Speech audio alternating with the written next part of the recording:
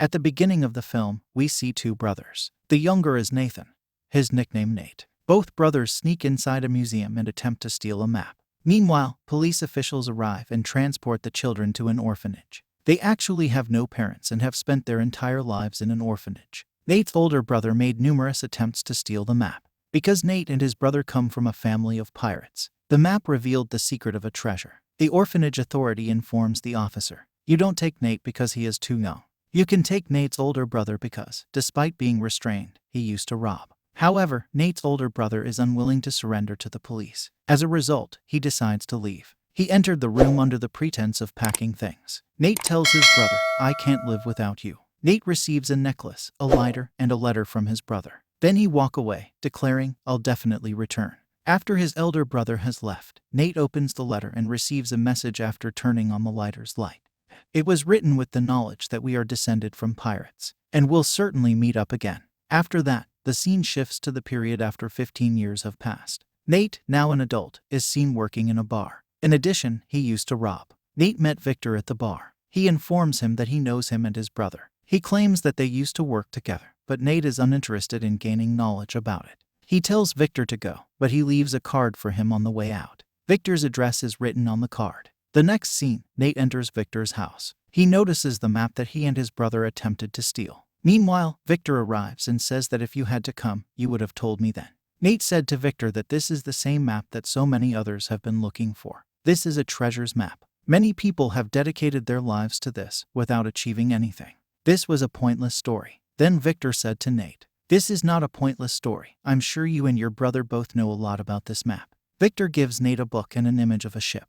This isn't a regular ship. It's an antique ship worth $500 million. Not only that, but the ship also has buried wealth on board. A group of 18 people worked behind it. Nat knows a lot about treasure. Victor doesn't feel like letting him go. He offers to work with him, but Nate declines. Victor says that if you accompany me, you can get your brother. Nate goes to his house and begins to see his brother's things. Later, he agrees to work with Victor. The next morning, we see Nate holding a sign of the cross and showing it to Victor. He explains that, instead of being a cross, this is the key to the riches. One key belongs to Victor, while the other needs to be immediately stolen. Victor claims that the other key is in the hands of an auction company, and that key will be displayed shortly. We'll have to steal that key soon. They stole the key from that company. Victor was returning from where he had stolen the key. A female named Brett shows up shortly after holding the knife to Victor's throat. She complies. "Hand over this key to me." She was doing this under her boss's instructions. She was Victor's former enemy when they were going to fight over this key. Meanwhile, some guards arrive, which Victor takes advantage of. After obtaining the key, he flees. Victor and Nate went to Barcelona after receiving the key. They met a girl named Fraser, who was already acquainted with Victor. Fraser is unfamiliar with Nate and inquiries about him. Victor introduces him as an old friend. Nate realizes that the other key is with Fraser, not Victor. "Why did you lie to me?" Nate wondered aloud about Victor. Fraser claims that you may be completely unaware of the situation.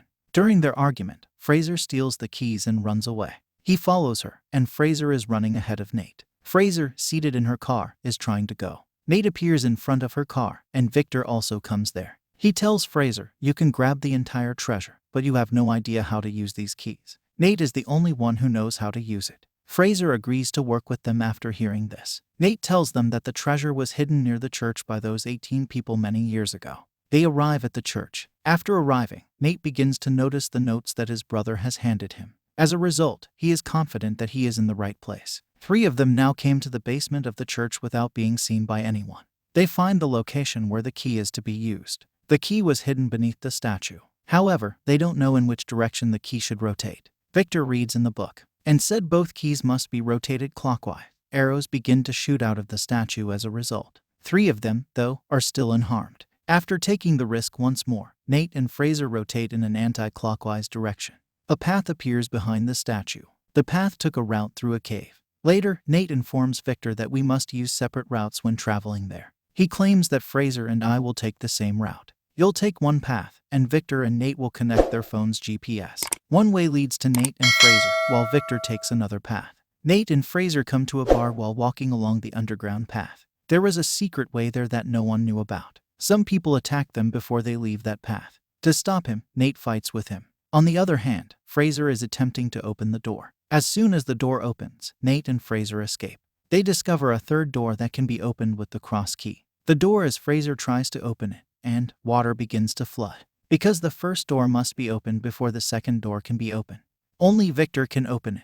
Victor was attempting to open the door on the other side. Meanwhile, the same girl who had previously attacked him appears. Both of them are in a fierce battle. Nate and Fraser, on the other hand, were caught in the water and about to pass out. Victor knocks the girl out and places the key on the locked door. Nate and Fraser eventually make it out of that door safely. Next is the turn to enter the last door. However, no one knows how to unlock that door. Victor was keeping an eye on them from a hole outside. Nate asked Victor to give him the key he was holding. Victor does not trust them and refuses to hand over the other key. Victor eventually hands over the key because he doesn't have any other choice. On the door, Nate notices a symbol. When Nate combines the two keys, the same symbol appears on the door. As a result, they open the door. When they walk through that door, they see 3 giant pots. Victor, on the other hand, kept asking Nate about the treasure. Nate lifts Fraser on his shoulders to find out what's inside the pots. When Fraser looked into the pots, she saw a lot of salt in them. This indicates that there is no treasure there. Meanwhile, one of the 3 pots breaks. They notice that a map appears there. This was the actual map for getting to the treasure. Fraser raises her gun at Nate. She says, "What do you think? Victor has told you the truth." She hits Nat in the head with the gun, knocking him unconscious. She obtained the map from there. As she walks away, she also takes the keys with her. Victor later approaches Nate and observes him faint. They learn Fraser has deceived them when Nate wakes up. When Nate regains consciousness, he inquires about his brother. "What have you kept hidden from me?" He said that he and your brother went treasure hunting many years ago. For that, we needed to steal a book, which we did.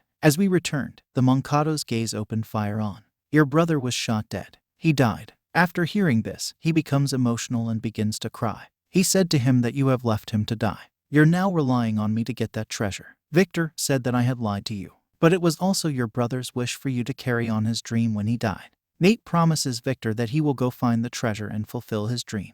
But after that, we'll have our own paths to take. Later, Fraser is with Brett and her boss, implying that she worked for them. Brett's boss has informed her that she will now work under Fraser. Later, Brett's boss goes on a treasure hunt with his crew on a plane. They've taken everything vital with them. Brett's boss was bragging about it to everyone, saying, "It's my treasure. My family lost it a long time ago." Meanwhile, Breed approaches from behind and slits his boss's throat. Fraser realizes that she, who killed her boss, will now kill me too. So, in order to save her life, she hides in the car. Brett orders her men to shoot Fraser if they find her. Meanwhile, Nate and Victor, who were hiding in the trunk of the car, came out as Brett was hunting for Fraser. They seized the map. Later, Brett and Fraser begin to start firing.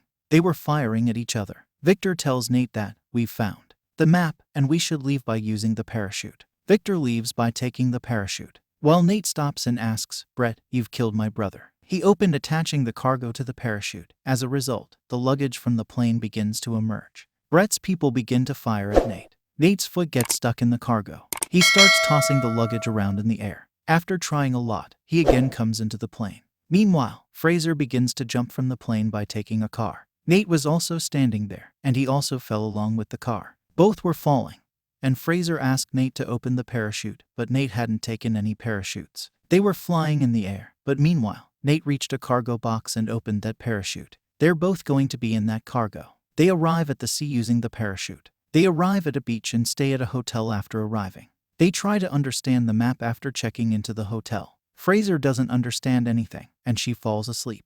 Nate works tirelessly all night, understanding the map and making notes. Fraser wakes up in the morning and sees that he has comprehended the map and made notes. She shows her shrewdness once more as she leaves for the treasure with the note. When Nate wakes up, he notices that the map note has vanished. When he sees this, he starts to smile because he has mentioned the incorrect location on the map. Nate knows where the real location of the treasure. The next scene, Nate arrives at the map's location. That is in an island cave. On the other hand, Brett has been keeping an eye on Nate. Nate reaches the cave by jumping into the water. He sees 2 giant ships, and many people have died while seeking those ships. When Nate enters the ship, he discovers a large amount of gold. Meanwhile, he hears Victor's footsteps approaching. Nate is terrified as he sees and wonders how he got here. Victor said that you've connected me with your GPS. Brett arrives with her people when they are both looking the treasure. When they see them, Nate and Victor hide. Brett calls her team and prepares to board the ships by helicopter. Because she is aware that, in addition to the treasure, the ship costs millions of dollars. Victor and Nate decided to steal the ship. They approach the ship from the front, and then they start fighting with the guard. Nate was also beating the guards. The guards are thrown into the water. They take over the ship after killing the guards one by one. Brett grows in rage when she notices this and attacks them with another ship. Victor was flying his helicopter quickly in order to flee Brett's and gang. Brett was pursuing him as Brett's men attacked Nate's ship.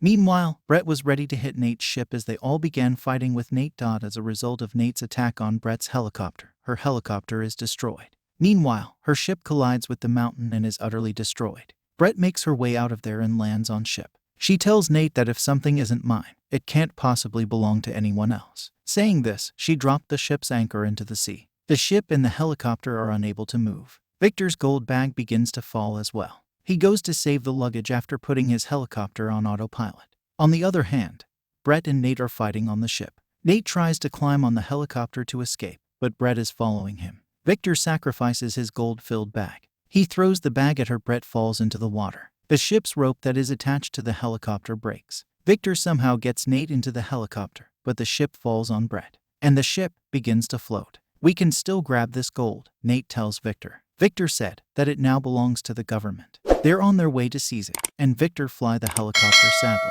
Nate encourages him not to be sad, and he slowly pulls the gold out of his pocket. Both of them are very happy. A motorboat chasing them, that is Fraser. In the next scene we see an old prison. The prisoner is writing a letter to Nate. He is Nate's elder brother. He is still alive and imprisoned. This movie ends here. Make sure to subscribe and turn on notifications so you can watch more videos like this.